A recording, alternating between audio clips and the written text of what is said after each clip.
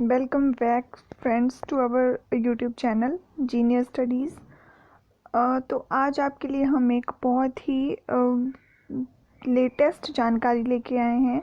अभी आज ही के दिन जो है वो HPSSC जो आपका कमीशन है Hamirpur, Himachal Pradesh Staff Selection commission Hamirpur, जो आपका बोर्ड है, उनके द्वारा एक लेटेस्ट नोटिफिकेशन जो है वो जारी किया गया है।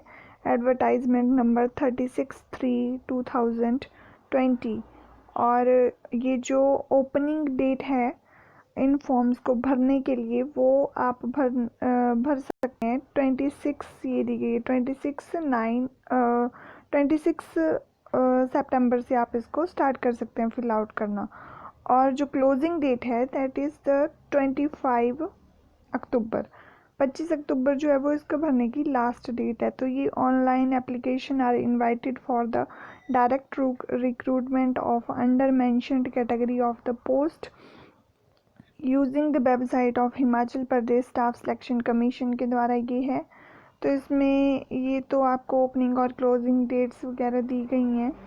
तो और इसमें बताया गया कि जो 15 मार्क्स हैं वो इवैल्यूएशन के हिसाब से लगेंगे और 85 मार्क्स का जो है वो एग्ज़ाम होगा। Original certificate and self attested photocopies must be brought जो है वो जब इवैल्यूएशन होगा तभी आपको देनी पड़ेंगी। तो देख लेते हैं इसमें कि एक रफ सा आइडिया ले लेते हैं कि किस किस बारे में ये नोटिफिकेशंस हैं और क्या क्या इसमें बताया गया है। तो असेंशियल क्वालिफ़िकेशन एंड एक्सपीरियंस की अगर बात करें तो असेंशियल क्वालिफ़िकेशन और जो एक्सपीरियंस इन्होंने मांगा है उसमें बोला है कि date for determining the eligibility of all candidate in respect of essential qualification and experience if any. तो ये जो है इन्होंने 18 से 45 तक आपकी एज होनी चाहिए, 18 से 45 ईयर्स तक के बीच में एज होनी चाहिए, जो मतलब 1 जनवरी 2020 तक जो है वो आप इस कंडीशन को फुलफ़िल करते हुए होने चाहिए। फिर ये इन्होंने बताया कि आपको यूज़र आईडी और अपना जो पासवर्ड है उसको क्या करना है, भरते समय जब आप अपना ऑनलाइन फॉर्म जो है वो फिलअप करेंगे तो वो आपको अपने पास सेव रखना है ताकि आपको वो इन फ्यूचर भी काम आएगा। तो ये इन्होंने यूज़र आईडी और पासवर्ड के बारे में बात की है। नेक्स्ट अगर हम बात करें तो ईमेल आईडी, आपकी ईमेल आईडी और जो मोबाइल नंबर वगैरह वो सही होना चाहिए। और उसके बाद आता है हमारे पास पोस्ट की अगर हम बात करें,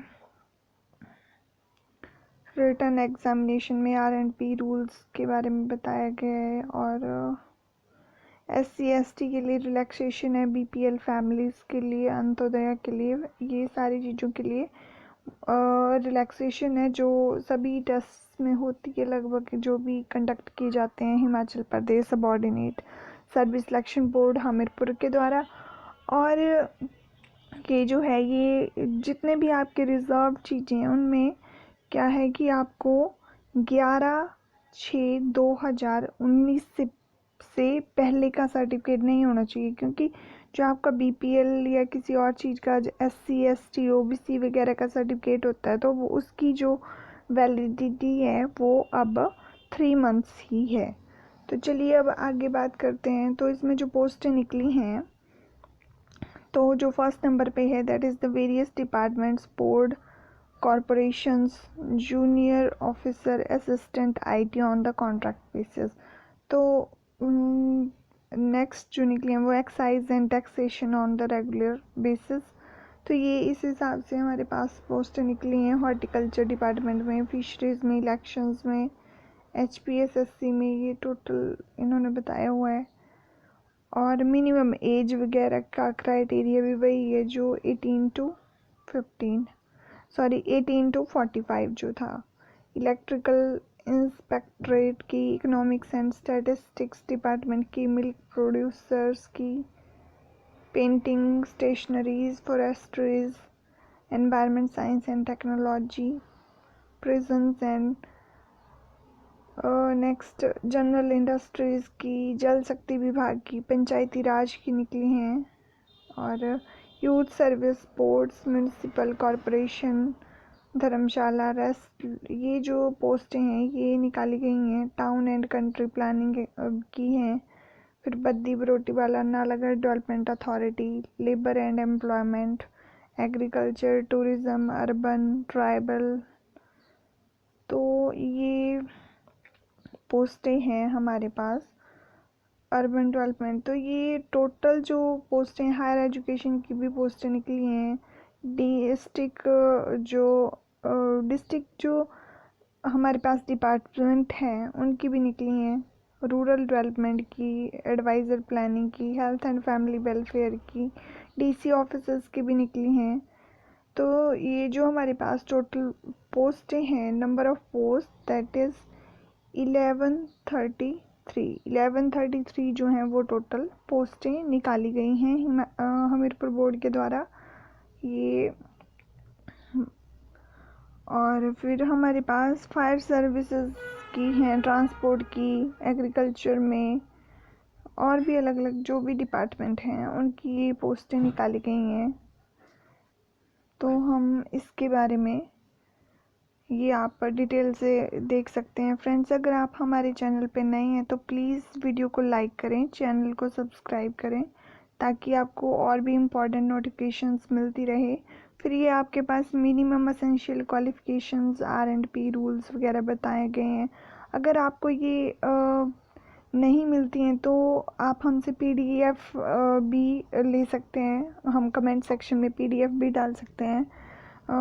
तो इस तरह से ये पोस्टें निकली हैं। इनमें बताया गया है कि आपके पास फ़िज़िकल रिक्वायरमेंट होनी चाहिए, क्या आपके पास जो है वो क्वालिफ़िकेशन होनी चाहिए आपकी। तो आप अपनी पोस्ट के हिसाब से नंबर ऑफ़ पोस्ट भी इसमें बताई गई हैं। तो 1133 ये टोटल पोस्टें जो हैं वो निकाली गई हैं। तो ये अब बात कर लेते हैं इसमें फ़ीस स्ट्रक्चर की। अगर बात करें तो इसमें है कि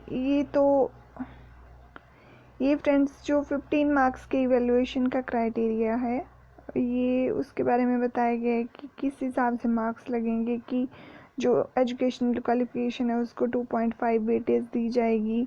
जो आपका बैकवर्ड एरिया उसके लिए 1 मार्क्स है, और जो जैसे लैंडलेस फैमिलीज़ है उसके लिए 1 मार्क्स है, नॉन एम्प्लॉयमेंट के लिए 1 मार्क्स है। उसी तरह से NSS NCC के लिए 1 मार्क्स है, BPL फैमिलीज़ के लिए 2 मार्क्स हैं। तो डिवोर्स्ड जो हैं, विडो, सिंगल वुमेन, उनके लिए 1 मार्क्स, सिंगल डॉटर या ऑर्फन के लिए 1 मार्क्स। और ट्रेनिंग की अगर आपने 6 मंथ्स की उसी पर्टिकुलर इंस्टीट्यूशन में तो आपको 1 मार्क्स मिलेगा। और एक्सपीरियंस है अगर आपको किसी गवर्नमेंट इंस्टीट्यूशन का तो उसके भी 2.5 मार्क्स हैं।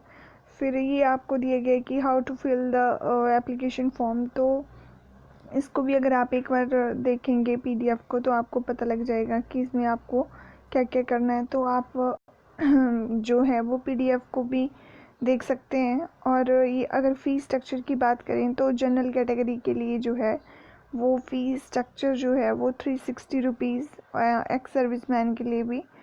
और उसके बाद IRDP फैमिलीज़ के लिए, ward of freedom fighter, ward of ex serviceman handicapped के लिए 120, SC के लिए, ST के लिए, OBC के लिए, BPL वगैरह के लिए भी 120 रुपीज़ जो है वो फ़ी है। और वुमेन फीमेल कैंडिडेट्स के लिए, एक्स सर्विसमैन जो हैं ब्लाइंड के लिए, फ़िज़िकल हैंडीकैप्ड के लिए नो फीस है।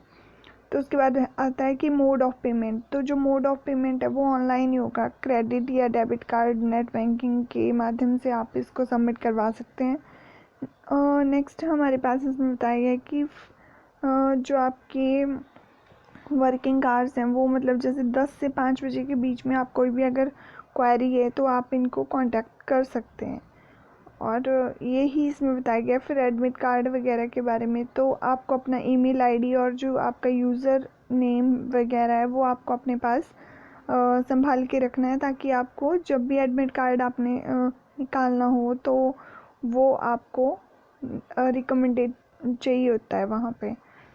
उसके बाद कैटेगरी क्लेम्स वगैरह की आपको सब चीज़ें जो हैं वो बिल्कुल ढंग से और मतलब करेक्ट भरनी है। अगर आपने गलत भरी होंगी तो वो आपके लिए ही गलत होगा वो। फिर उसके बाद लिखा है कि एलिजिबिलिटी कंडीशंस के वगैरह के बारे में आप अच्छे से पढ़ लें कि कौन किसके लिए एलिजिबल है, ताकि बाद में कोई प्रॉब्लम ना हो। उसके बाद स्क्रीनिंग टेस्ट या एग्जामिनेशन इवैल्यूएशन की बात की है इन्होंने कि 85 मार्क्स जो है वो एग्ज़ाम जो है वो एग्ज़ाम आएगा 85 मार्क्स का, और 15 मार्क्स जो हैं वो इवैल्यूएशन या जो आपका स्क्रीनिंग टेस्ट है उसके बिहाफ पे दिए जाएंगे 15 मार्क्स, और उससे आपकी टोटल मेरिट बनेगी।